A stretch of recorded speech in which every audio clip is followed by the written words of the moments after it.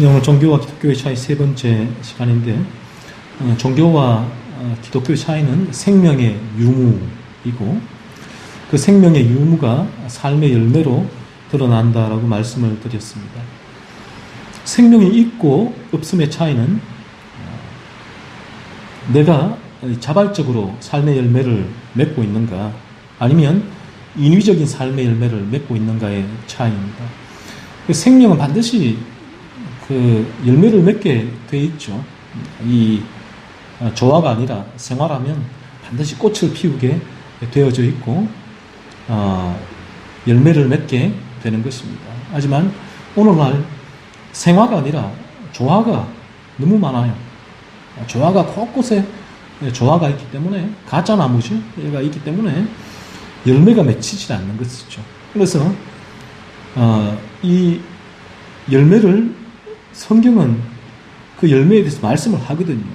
왜냐하면 늘 성경은 우리의 존재, 그 빙에 합당한 doing이 반드시 나오기 때문에 그 doing을 얘기할 수밖에 없는 거예요. 그런데 나에게 내가 그런 그런 존재가 되지 않았다면 그런 doing은 있을 수가 없는 것이거든요. 그러나 내가 교회에 오래 출석했다면, 모태신앙인이라면 반드시 그 doing으로 자신의 being을 결정하는 것이기 때문에 가짜 열매를 만들 수밖에 없는 거예요. 자신의 존재에 대한 합리화, 정당성을 위해서 그런 것이죠. 그래서 무척 문제가 있는 것입니다. 그래서 오늘날 수많은 사람들이 사실은 종교인으로서 이 가짜, 거짓 열매를 맺고 있는 거예요.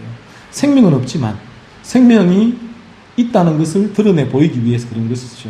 그래서 이 바리새인들도 마찬가지거든요. 본인들은 자신들이 생명이 있다, 하나님의 선민이다, 하나님의 백성이다 분명히 믿고 있었거든요. 하지만 주님 보시기에는 그들에게는 생명이 없는 종교인이었다는 거죠. 그래서 그들에게는 아무런 사실은 생명에서 맺혀지는 열매가 없었던 거예요. 그러나 이들은 자신이 생명이 있음을, 하나님의 선민임을, 하나님의 백성임을, 구원 백성을 입증하기 위해서 그들을 구약이었죠.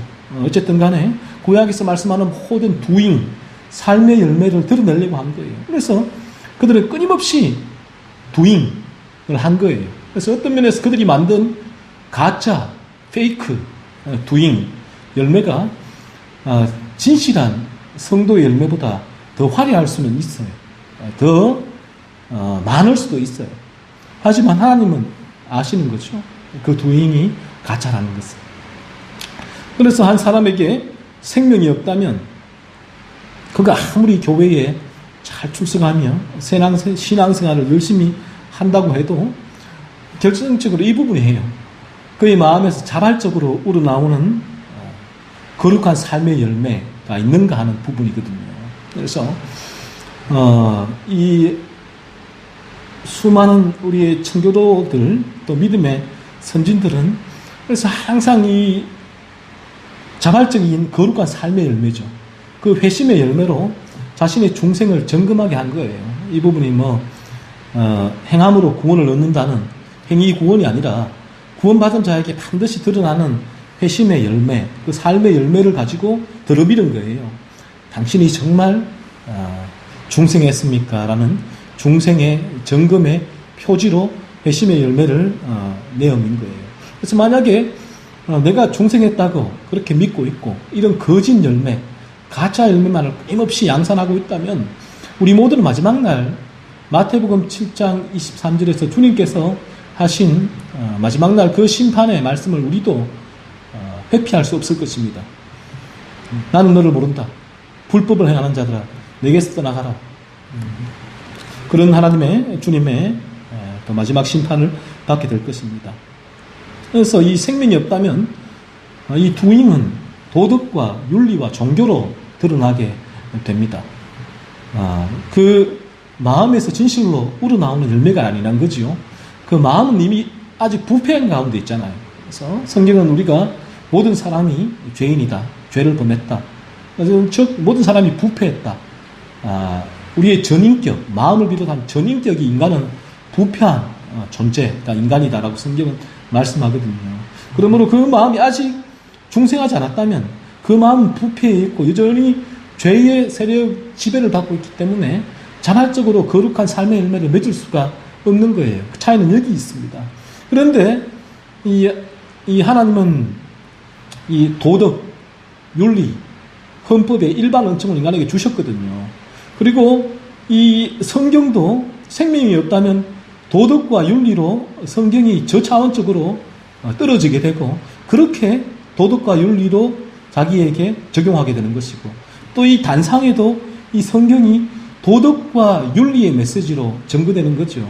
그래서 심각한 것이죠. 그래서 이 생명 없는 기독교는 생명 없는 종교가 되어져 버리는 것입니다. 그래서 이 오늘날 교회 안에서도 수많은 사람들이 사실은 가만히 곰곰이 보면 생명이 없다면 세상에 도덕과 윤리로 무장한 사람들과 하등의 다름이 없는 거예요. 그냥 껍데기만 기독교, 기도, 찬송, 봉사 이런 부분은 잘 하고 알고 있지만 그들의 본질은 똑같이 도덕과 윤리로 자신의 존재를 또 확정하고 있는 것입니다.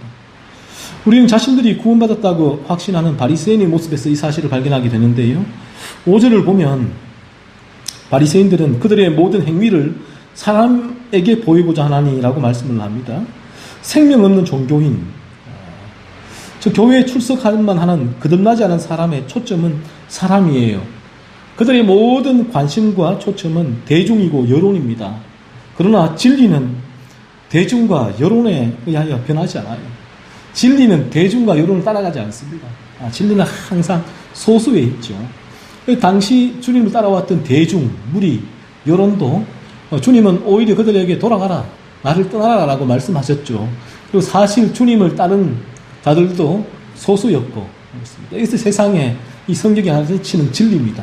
그래서 이 기독교는 사실은 넓은 문이 아니라 좁은 문이고 넓은 길이 아니라 좁은 길이어서 소수만이 들어오게 되어져 있습니다. 하나님의 은혜죠. 그런데 오늘날 이 기독교는 그런데 자꾸만 문을 넓히려고 하죠. 문을.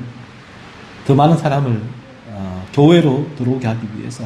물론 전도하기 위해서는 많은 이들에게 전도를 해야죠. 그러나 그들에게 기독교는 자신의 십자가에서 죽음을 전해야 되죠. 죄의 실체에 대해서 전해야 되고 십자가의 유일성에 대해서 전한다면 전도, 넓어진 하늘 문에 들어온 자들이 이 좁은 길에서 부딪혀서 다 떨어져 나가게 될 것입니다.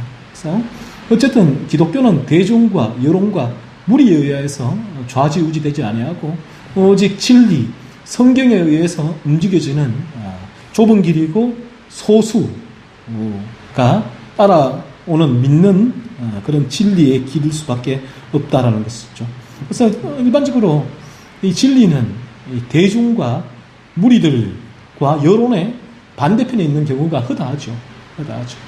그래서 저는 오늘날도 많은 교회에서 이 성도들이죠. 수많은 성도, 대중, 여론의 취향, 요구, 기호에 따라서 교회가 움직이는 것에 있어서 상당히 조심해야 된다는 부분을 말씀을 드립니다. 바리새인들이 거듭나서 생명이 있었다면 이들의 관심과 초점은 다른 곳에 있을 것입니다. 사람이 아니라 눈에 보이지 않는 하나님이 되었을 거예요. 그럴 수밖에 없죠. 그래서 이 사람이 거듭나지 않으면 큰 관심이 사람이에요. 저 사람이 나를 어떻게 평가할까? 교회에서도 저 사람이 어떻게 나를 평가할까? 그래서 이 부분을 잘 관리하면 중직이 되기도 하고 그렇죠. 심지어는 또 목회자가 되기도 해요. 잘 관리만 하면. 사람들은 사람의 눈은 쉽게 속일 수가 있거든요. 그러나 진실로 중생하고 회심하게 되어지면 이 우리의 연약함으로 인하여서 사람을 의식 안 할 수는 없지만 그러나 그의 중심은 하나님께로 향하게 되는 것입니다. 끊임없이 하나님과의 은밀한 그런 관계성 가운데서 그의 모든 신앙과 삶의 양태가 결정되게 되는 것입니다. 그러나 이 바리새인도 거듭나지 않았기 때문에 이들의 모든 신경은 관심 초점은 사람이었거든요. 어떻게 하면 사람들에게 존경을 받고 호감을 사고 사람들을 내 편으로 만들 수 있을까에 골몰했습니다. 이 바리새인들은. 그래서 정말 중생하고 회심하면 사람이 순수해지는 것이죠. 솔직해지는 것입니다. 그 죄라는 것이 워낙 강교하고 교활하거든요. 사람을 정말 이 종교적으로 무장하게 해서 다른 사람들에게 끊임없이 이 죄라는 것이 들어와서 순수한 관계가 아니라 여론을 자꾸만 조작하고 사람들에게 자신을 자꾸만 어필하게 하고 종교적으로도 자신의 존재를 부각시키고 호감을 살리고 하고 인정을 받게 하려고 하고 존경을 받게 하려고 자꾸만 이러한 장치들이 들어오게 되는 것이죠. 그래서 그런 것이 바로 위선이라는 것입니다. 이 대중과 여론, 무리들은 십자가의 길을 싫어합니다. 주님을 따르는 많은 사람들이 주님이 십자가에 죽겠다, 너희도 십자가의 길을 따르라고 했을 때 다 돌아서 버렸죠. 진리는 좁은 길이기에 이 죄인이죠. 죄인의 본성에 진리는 위배가 되는 것입니다. 그래서 꺼려해요. 그래서 이 교회 안에도 이 개혁주의 신학의 교리죠. 이 우주교회는 모든 구원받은 성도들이 모여있는 교회지만 지상의 교회는 알곡과 가라지가 섞여 있다라고 개혁주의 정통 교리는 말을 합니다. 그래서 청교도는 이 부분을 더 강력하게 밀고 나갔고요. 그래서 거기에서 구분을 하고 가라지를 알곡으로 전환시키기 위해서 온갖 노력을 했고, 저 또한 그런 지금 설교와 목회를 하고 있는 중이고요. 그런데 이 교회 안에서도 사람들이 거듭나지 않았으면 십자가의 도를 싫어합니다. 그러니까 이 십자가의 도가 가장 먼저 하는 일이 뭔가 하면 인간의 죄인의 본성을 파헤치는 것이거든요. 폭로하는 것이거든요. 내가 얼마나 죄인인가. 제가 기도할 때도 얘기했지만 내 안에 원죄의 실체가 있는데 이 십자가의 도는 내 안에 존재하는 원죄의 실체와 내가 마주서게 한단 말이죠. 그래서 이 과정이 고통스럽거든요. 그래서 성령이 그 순간 역사하면 내가 그 자리에 마주서게 될 수 있는 거예요. 원죄의 실체와 마주서게 되고 정말 내 안에 끔찍한 이 죄가 존재하구나, 내가 그런 인간이구나 사실을 깨닫게 되고 여기서 건진받기 위해서 몸부림을 합니다. 그러면서 십자가를 믿게 되는 것이죠. 그러나 성령이 역사하지 않으면 이러한 자신의 죄를 폭로하는 이 설교, 십자가의 도가 싫어져요. 미워요. 귀를 막고 싶어요. 그래서 스테반 집사가 또 베드로가 설교로 했을 때 사람들의 반응은 귀를 막았죠. 듣기 싫다는 거예요. 그래서 돌을 들고 던진 거죠. 이게 이제 인간의 죄인된 본성이 그래요. 하지만 오늘날 이 교회에는 이 십자가의 도가 끊임없이 선포되어야 돼요. 사람들이 좋아하든 말든 그럴 때에 소수의 인원이 성령의 역사로 자신의 죄를 각성하죠. 각성하고 그 죄에서 건진받기 위해 진실로 주님의 십자가를 붙들 수 있는 그런 믿음을 가지게 되어지고 참 중생하고 회심한 성도가 태동하게 되는 것입니다. 새로운 피조물이. 그래서 그러한 중생한 신자가 태동하게 되어지면 그의 삶 자체가 완전히 변하거든요. 그러면 그의 과거에는 그가 미치는 영향력은 종교인으로서 기독교의 외양만 가지고 끊임없는 자신의 탐욕을 위해서 교회에서도 행동을 했거든요. 그런 삶을 살았거든요. 그러나 회심하게 되어지면 그의 삶은 완전히 변하게 되어집니다. 하나님의 영광이 드러나게 되고 다른 일의 중생과 회심을 위해서 그가 사역하고 또 거룩한 삶을 지향하고 그런 삶을 살기 위해서 몸부림치기 때문에 그 주변이 영향력을, 강력한 영향력을 미치게 되는 것입니다. 그래서 그거는 빛이 되고 소금이 되는 것이죠. 그러나 중생하지 않은 사람들은 사람의 눈치를 봐요. 그리고 여론이 요구하는 대로 따라갑니다. 그것이 본인이 생존에 유익하기 때문에 그런 것이에요. 그래서 중생하지 않은 사람들은 모든 것이 자신의 생존에 다 결부되어 있습니다. 그래서 자신의 이 죄인들은 이 컨닝, 강교하고 교활하기 때문에 이 자신의 생존은 본능적으로 너무나 어떻게 하면 내가 생존해야 하는지를 잘 알거든요. 그래서 거짓말을 하고 다른 사람들을 보습하기도 하고 또 신앙 있는 척하고 새벽 기도에도 40일, 100일 가기도 하고, 금식 기도를 40일 하기도 하고, 그걸 또 얘기를 하죠. 하고, 이렇게 살아가는데 그들의 모든 초점은 사실은 자신의 그 구원받은 중생한 마음에서 우러나오는 자발적인 신앙과 삶의 모습이 아니라 마음은 여전히 부패, 탐욕으로 들끓고 있지만 단지 도덕과 윤리, 종교로 다른 사람들이죠.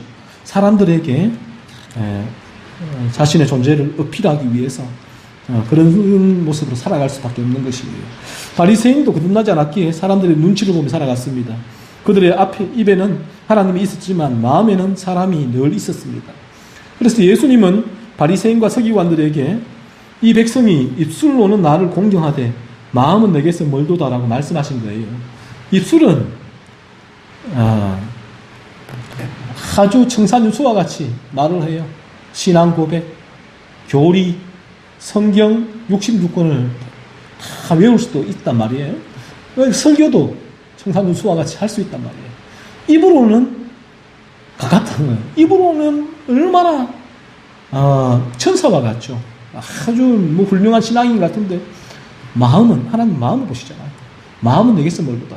중생하지 않았기 때문에 그 마음은 부패해 있는 거예요. 사실은 자신의 탐욕을 위해서 전부 다 자신을 이렇게 메이킹해 나가는 과정이에요. 이 기독교란 것도, 종교란 것도. 그래서 이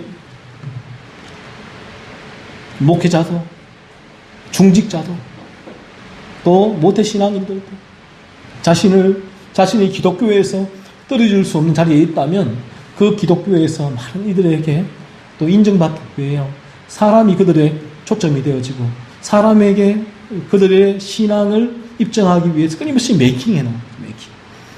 그래서 그것이 주님은 이렇게 표현하는 것입니다. 이 백성이 입술은 가까운데 마음은 내게서 멀도다라고 한 것이죠. 오늘날 이 사람이 우상이 된 기독교의 모습을 많이 볼 수가 있죠. 그래서 사람이 우상이 되었기 때문에 사람들을 끌어모으는 거예요. 그래서 그것이 우상이란 거죠. 끌어모으기 위한 혈안이 되어 있습니다. 그래서 사람들이 모이게 되면 그 사람들을 놓치지 않기 위해서 이 성경과는 사실은 상관이 없단 말이에요. 놓치지 않기 위해서 성경의 진리와는 전혀 상관없는 행태들을 하고 있습니다. 그래서 사람들이 눈치를 보고 그들이 요구하는 것을 들어주는 거예요. 그들이 요구하는 것을. 근데 진리는 감추는 거예요. 그들의 모든 사람들 대중의 요구를 들어주며 이 목회가 또 그들이 요구하는 대로 계속해서 그렇게 따라가게 되는 것입니다. 사람이 우상이 아니겠습니까? 바리새인과 서기관들도 끊임없이 사람의 눈치를 보았죠. 그들의 모든 행위를 사람에게 보이고자 하니 여기 보세요. 모든 행위예요. 그래서 이 거듭나지 않은 사람들은 모든 행위예요. 사실은 본인이 순수하게 신앙생활을 한다라고 하지만 이 바리새인과 서기관들도 본인들은 순수했다라고 말을 할 거예요. 그러나 하나님은 성경은 정확하게 말씀하고 있죠. 왜냐하면 자신도 속고 있는 거죠. 어떤 면에서 자신도 목마르고 자신도 순수하고 순전하게 신앙생활을 하고 있다라고 말을 하지만 자신도 자신의 죄악된 마음에 속고 있는 거예요. 그래서 우리의 이 죄악된 마음이 얼마나 교활하고 간사한지 몰라요. 그래서 이 모든 행위가 사람에게 보이고자 하는 거짓된 열매라는 것입니다. 성경 나라입니다. 우리가 충성하지 않으면 우리가 이상하다. 나는 어떨 때는 순수하게 신앙생활을 하고 어떨 때는 사람의 눈치를 보는데 아니에요. 내가 진실로 제가 말씀드린 구원의 과정을 통하여서 중생하고 예수님을 믿고 회심하지 않았다면 내 마음은 여전히 부패한 가운데 있어서 나의 모든 행위가 사실은 하나님이 아니에요. 사람의 거잖아요. 사람에게. 이들이 얼마나 용이 주도하게 일을 하고 있는지 오늘 본문은 잘 보여주고 있습니다. 이것이 인간이란 것이. 이거 저거 여러분의 모습이란 것이. 회심하지 않았다면. 죄인은 참 용이 주도하게 거룩과 선행으로 자신을 포장하기 때문에 사람들은 그 사람의 참된 신앙 여부를 판단할 수가 없습니다. 그러나 하나님은 판단하세요. 하나님은 알고 계세요. 따라서 자신의 중생 여부를 사람에게 중생했다는 그 입증이죠. 입증을 사람들에게 하기 위해서 사람에게 자신의 위선적인 행위를 보이는 것이 중생하지 않은 사람의 삶의 모습이지만, 그러나 중생하게 되어지면 하나님의 영광을 위하여 마음에서 우러나오는 삶의 열매를 맺게 되는 것입니다. 그래서 이 부분이 나에게 있는가 하는 것이죠. 거듭나지 않은 죄인은 정말 그럴싸하게 사람을 속입니다. 따라 사람은 그 사람의 겉으로 드러나는 행위를 통하여 그 사람의 중생 여부를 판단하기가 참 어렵습니다. 그래서 오늘날에도 이 신학교도 마찬가지, 교회의 직분자도 마찬가지, 정말 그들의 중생 여부를 판가름할 수 있는 이 구원의 전 과정, 회심의 열매들을 끊임없이 그들에게 이 길로 들어오기 전에, 목회의 길로 들어오기 전에, 교회에서 직분을 받기 전에 이미 교회에 들어오는 순간 교회가 그런 장치를 갖추어야 한다는 거예요. 단순히 내가 입술로 하는 신앙 고백으로만 그의 중생 여부를 판가름하는 것은 너무나 위험하다는 것이죠. 그래서 이 주님도 이 백성이 입술로는 나를 공경하나 마음은 멀도다라고 말씀하고 있잖아요. 그래서 이러한 이 장치로는 참 한계가 있다는 것이죠. 오늘날 그래서 이 한국교회의 신학교와 한국교회가 정말로 그 사람의 중생 여부를 판가름할 수 있는 구원의 참 과정과 회심의 또 구체적인 열매들을 끊임없이 그들에게 제시하고 참된 중생과 회심으로 인도하기 위해 거기에 전력 투구를 하는 것이 오늘날 기독교가 살 길이다. 또 하나님께서 우리에게 성경을 통하여서 주신 사명이다 라는 것입니다. 그래서 그 일을 해야 되는 것입니다. 그래서 저희가 그 일을 해야 되는 것이고, 또 온 한국교회가 그 일을 또 해야 하는 것이죠. 다른 것에 신경 쓸 겨를이 무엇이 있습니까? 오직 그 사람의 중생, 그리고 회심한 이후로는 끊임없이 말씀을 통하여 주님의 생명이 흘러가거든요. 그러면 회심자는 더 거룩한 열매를, 회심의 열매죠. 더 거룩한 열매를 풍성하게 맺게 되는 것입니다. 그리고 열매 맺기 시작했는데 그 열매를 더 풍성하게 맺기 위해서 성경은 말씀하는 거예요. 끊임없이 거룩하라, 거짓말하지 말라, 기도하라. 그게 회심의 열매를 탁 크게 맺게 하는 것이에요. 그것이 내 자발성이 없는 거짓 행위에서 난 그 열매를 더 성경을 크게 하라는 것이 아니라 정말 중생한 자에게서 맺혀지는 참된 열매를 더 크게 하기 위해서 끊임없이 말씀을 저희가 묵상하고 신앙생활을 하고 또 설교를 듣고 또 귀한 책들을 읽고, 그래서 그로 말미암아 그리스도의 생명을 공급받을 필요가 있는 것이죠. 그렇게 되어지면 우리에게 회심의 열매가 점점 커지면 이 교회도, 가정도, 세상도 변하겠죠. 변화가 있습니다. 참된 그리스도인이 소수지만 그들이 들어가는 곳은 변화가 돼요.